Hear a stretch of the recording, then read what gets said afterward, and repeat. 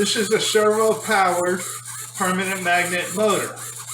And it works just like a DC motor with the stator, but instead of a coil, it has permanent magnets that are turned by a servo. And the servo is activated by photocells and a microcontroller.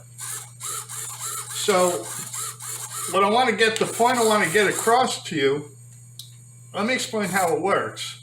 Now, when the magnet turns, the magnet then turns the whole armature to line up with the stator. And in turn, that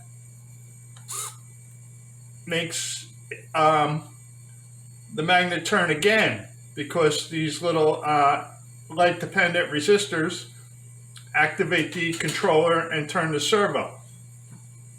So what I want to get across is that the servo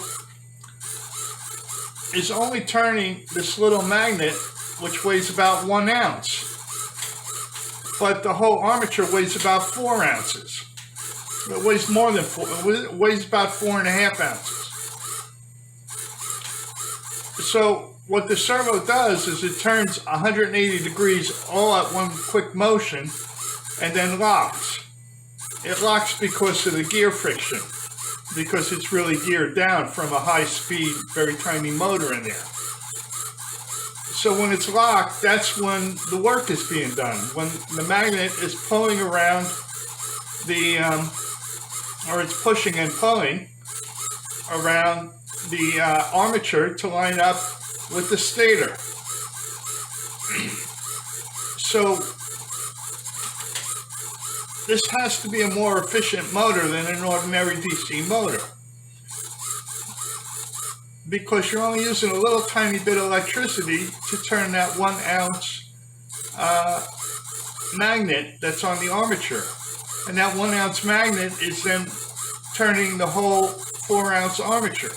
The armature could weigh 2 pounds and it would still turn it, but the magnet is only weighing 1 ounce. So it just seems like this is something people have missed. And I'm claiming credit for this, because this was my idea. And this evolved out of a statorless motor. The statorless motor didn't have these magnets here, but the reason I made this thing this armature hanging from a bearing on top, it's a fish swivel, and it has nothing underneath it. And the reason I made this is so that it would demonstrate Earth's magnetic field, because the motor runs even without these magnets as a stator, so it would be a statorless motor. But the idea came up that perhaps it could be explored more accurately by putting a stator on it to simulate the Earth's magnetic field, only in a magnified way. So now it turns out it's a regular motor, but it just seems much more efficient than a regular DC motor. And that's what I'm getting at. So this little servo, this could be even a smaller servo. They make 2-gram servos.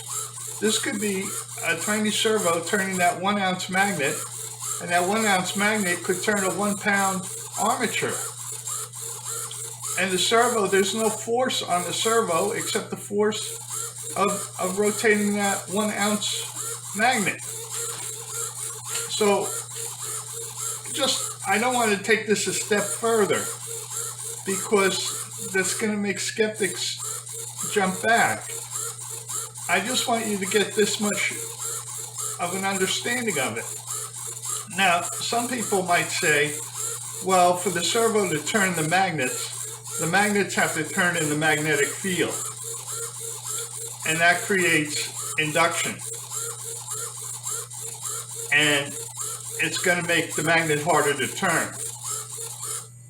So maybe a certain amount, but I don't think it balances out. I mean, if this thing weighed 1 pound, it would turn slower, but it would still turn. And the magnet is only turning for a split second from the servo.